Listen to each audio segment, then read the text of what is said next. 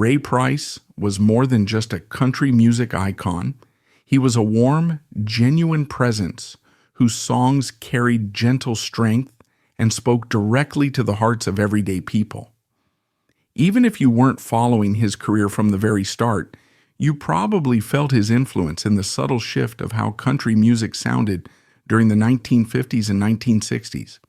Known fondly as the Cherokee Cowboy, Ray had a distinctive 4/4 shuffle beat that made listeners tap their feet and shake off life's worries, if only for the length of a song. But beyond the music, his story resonates today because he bridged eras, styles, and audiences, uniting generations under the timeless power of heartfelt lyrics and a smooth, comforting voice. His later years reflected both the enduring passion of a seasoned performer and the very real challenges any person faces as time presses on, reminding us all that legacy is built not just on the stage, but in everyday moments of resilience and love. People who look back on the golden era of country music often think of Hank Williams or the rowdy honky-tonk bars that shaped the style. And indeed, when Ray Price first arrived on the scene, he absorbed a wealth of wisdom from legends like Hank. Ray even shared a house with him briefly and learned firsthand about the artistry and struggles of a pioneering star. But Ray was also destined to be his own artist, and it didn't take long for him to develop that unmistakable shuffle rhythm that would become known far and wide. In the early 1950s, country music was still forging its identity. The Western swing tradition, popularized by Bob Wills and his Texas Playboys, was giving way to more polished, radio-friendly approaches. People wanted the down-home sound, but also yearned for something that felt fresh and modern. Ray Price was right there, offering the best of both worlds, the raw soul of honky-tonk and a new kind of driving beat that gave country music a pop of energy. That was the setting in which he rose to prominence, a time when the lines between pop, country, and swing were shifting, and he capitalized on all three in a near-seamless blend. By the time the 1960s rolled around, Ray had firmly established himself with a string of hits. He'd introduced the Ray Price beat, that lively 4/4 bass line that influenced countless future artists. He also displayed an ear for poignant ballads such as For the Good Times, which was one of those heartfelt, relatable tracks that got everyone who heard it reflecting on their own relationships. Like many of his contemporaries, Ray found the sweet spot between commercial success and deep emotional resonance. But his artistry didn't stop there. He would go on to connect with emerging talents and older veterans alike, bridging generations of country fans.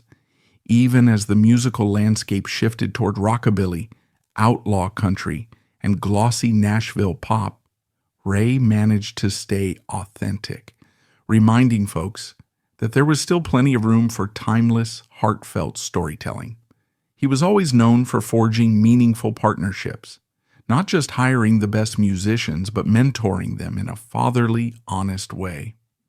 One of the lesser-known examples of his generosity dates back to the late 1950s, when he took in a struggling guitarist named Roger Miller, who was yet to find success of his own.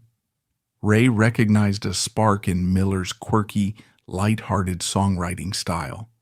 In the cramped backstage areas of dusty dance halls, they'd bounce ideas off each other, and that simple, supportive environment helped Roger grow into one of country music's most beloved singer-songwriters.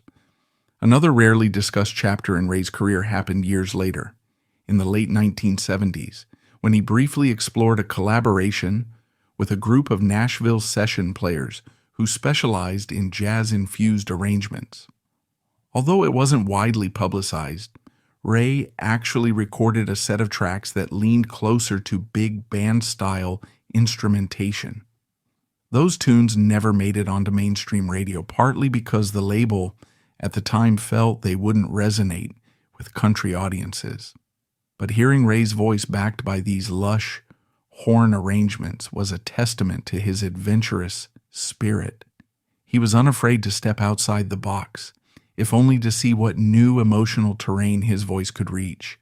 The deeper you delve into his life, the more you see that Ray Price was driven by more than the pursuit of fame. He had a genuine desire to share a message of hope, faith, and unity. Born in a small Texas town, he was shaped by humble beginnings and never lost his sense of wonder about how music could touch a person's soul. Friends and fellow musicians describe him as gracious, the kind of performer who would personally invite you onto his bus after a show just to make sure you felt appreciated. As the years went on, he extended that graciousness to the newcomers in country music, many of whom considered him a mentor. Willie Nelson once remarked how Ray not only changed the beat of country, but also changed the way performers treated each other, like an extended family bound by a shared love of songs that tell real stories. In his later life, Ray remained steadfast in his love for the ballad style that he'd helped perfect. You might recall that in the 1970s, the country scene was branching off in multiple directions. Outlaw country was rising with the likes of Waylon Jennings, Willie Nelson, and Chris Christopherson. The pop country sound was claiming more mainstream radio time, and the traditionalists were fighting to keep the steel guitars and fiddles front and center. Ray had fans in every one of those camps, though he was sometimes criticized by traditional honky-tonk enthusiasts who felt he leaned too far into polished ballads, particularly from the 1970s onward. Still, he took that feedback in stride. He saw music as a living, breathing conversation between artist and audience. And if some people disagreed with his approach, he figured it was just part of that big, ongoing dialogue. Despite the subtle controversies, Ray Price continued performing well into his golden years. Much later in the 2000s, he found a new wave of appreciation as younger audiences rediscovered the classics or heard about Ray from the new wave of artists who cited him as a major influence. In fact, he had a sort of revival when people realized that his voice still carried that smooth, velvety resonance even as age brought changes. Longtime fans will recall how up until his final tours, he would sing "For the Good Times" with the same sincerity, as if each lyric was etched deeper into his soul with every passing year. However, as he entered his 80s, Ray faced health challenges that made touring more grueling than ever. Road life is tough enough on someone in their 20s, but for a man nearing 87, it took an extraordinary sense of commitment to stand on stage night after night. Close friends say he often concealed his fatigue from the crowd so nobody would feel let down. If you asked him, he'd insist that the music gave him energy, and for a time, it really did. Those final years were a tapestry of emotional highs and lows. Fans might remember the wave of concern in 2012 when news spread that Ray Price was dealing with serious health complications. He had announced that he was battling pancreatic cancer, an illness known for its severity and rapid progression. And yet in classic Ray Price fashion, he didn't let this diagnosis immediately stop him. Instead, he decided to work on what would become his final recordings, determined to leave behind something for the people who had supported him through the decades. One of the projects that emerged around this time was an album that showcased Ray's voice paired with elegantly understated instrumentation. In interviews, he was frank about his condition, but showed gratitude for having the time and resources to continue doing what he loved. He'd say, "I'm living the best life I can with the time the good Lord gave me." Those who were privileged to hear him in those last recording sessions say that he sang with tears in his eyes. Tears not of defeat, but of deep appreciation for life, music, and the friends who carried him through. During this period, close family members, including his wife Janie, acted as his pillars of emotional support. According to Janie, Ray would often sit by the window in the quiet mornings, sipping coffee, watching the sunrise, and humming softly to himself. The humming, she recalled, was always a sort of prayer or a release of emotion, a gentle reminder that music was woven into every fiber of his being. In one tender moment she shared with a close circle of friends, he said to her, "If this is my time, I'm going singing." He didn't want to be remembered for a slow, painful decline, but for the voice and spirit that had defined him throughout his entire life. Hearing such stories, you can't help but feel a lump in your throat, realizing that Ray's dedication to music wasn't just professional. It was deeply personal, a life essence that never faded. As he neared his final performances, both physical struggles and emotional reflections began to color his concerts. Audiences noticed that he'd sometimes need to rest between songs or lean on a stool, but the moment he opened his mouth to sing, the room filled with a sense of timeless grace. Many older fans felt a special kinship with him, observing how he navigated the realities of aging without losing his dignity or sense of joy. Younger audience members, on the other hand, were often moved to tears because they realized they were witnessing a living legend who had persevered for more than 6 decades. Fan encounters became more intimate. After each show, if Ray had the strength, he would greet people backstage with a warm handshake or a gentle hug, thanking them for coming out to see an old cowboy.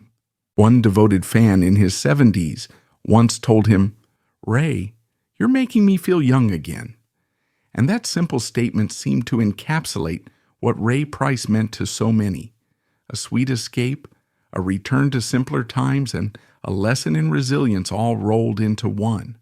Inevitably, controversies hovered around Ray's later years, mostly centering on how he had slowly shifted away from the raw honky-tonk style that first made him famous. Traditionalists argued that he had gone too smooth, especially once he integrated lush string sections and soft percussion in his recordings.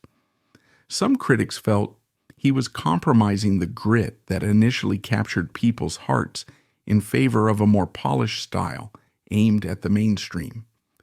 Ray would counter that he wasn't chasing commercial success so much as he was pursuing what made his heart sing at that moment. "If the song moves me," he once said, "that's all that matters. I'll sing it until I don't have a breath left."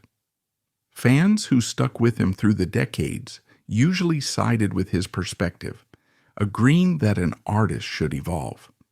Yet the debate never entirely disappeared, and certain Nashville circles continued to question whether he had diluted his authentic country roots. There were also whispers about how he managed his finances later in life. A few people hinted that Ray had made some risky business decisions, possibly under the influence of advisors who did not have his best interests at heart. While these rumors were never fully substantiated, they did result in a period of tension when Ray had to publicly clarify that he was in good standing. "I've lived a long life, and I've learned who to trust and who to forgive," he said in a candid moment with a longtime journalist friend. Those who knew him well insisted that Ray's generosity sometimes left him vulnerable to financial stress. But whether or not those allegations held water, what mattered most to his admirers was that he continued to create and perform with an unwavering passion. He refused to let negativity define his legacy or overshadow his enduring contributions to country music. Meanwhile, from a broader cultural perspective, historians and music scholars were beginning to re-evaluate Ray Price's influence, especially the way he bridged Western swing with ballad-heavy country in a manner that felt so seamless, people often forgot how innovative it was. He was neither purely honky-tonk nor strictly Nashville sound. He was somewhere in the middle, carving out a lane of his own. This made him relevant to multiple generations, from the older crowd that remembered dancing to his hits in roadhouses back in the 1950s, to the younger folks who heard echoes of his style in the ballads of modern country stars. Even after his passing, many instructors at music schools and country workshops highlighted the Ray Price beat as a seminal moment in the genre's evolution, an easily overlooked but monumental leap that expanded the rhythmic palette of country music for decades to come. For many longtime fans, Ray's final years took on a powerful symbolic weight. They saw his struggle against cancer as reflective of the broader challenges facing traditional country music in an era dominated by pop country crossovers. As he fought for his health, so too did the soul of older styles fight for a place in a changing industry. Yet, even as more pop-oriented artists topped the charts, Ray remained a figure of respect and admiration. Contemporary musicians, everyone from George Strait to Alan Jackson, cited him as an influence, acknowledging the depth of his vocal delivery and the timelessness of his arrangements. Prominent critics who once dismissed him as too sentimental or easy listening gradually reevaluated his catalog. A shift occurred. People recognized that behind the orchestral strings and polished production was an artist who had lived an entire life loving, losing, believing, and hoping. Experiences that gave his later ballads a potent sincerity. One of the most heartfelt moments in his final period came when Willie Nelson visited him at home.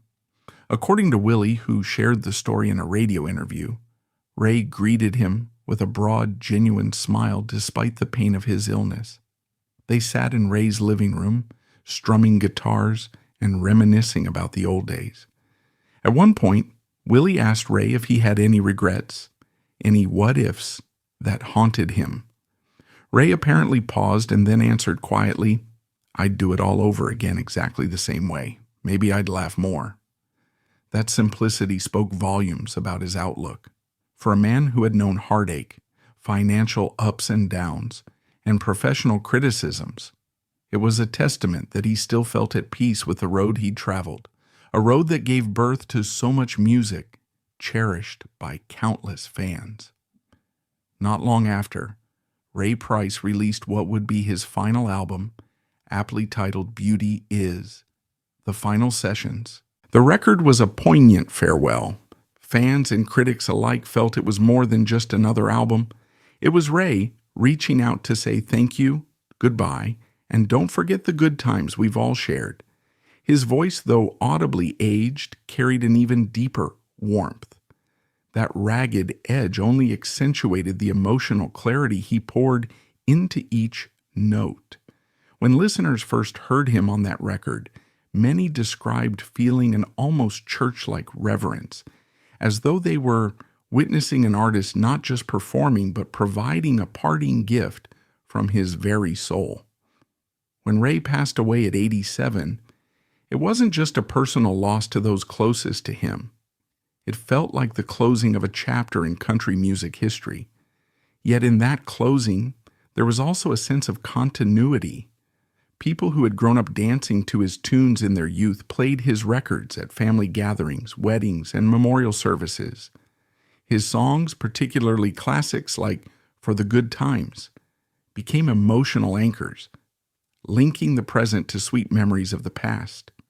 Radio stations and music channels dedicated special tributes, and younger generations discovered an artist they might not have fully appreciated in his lifetime.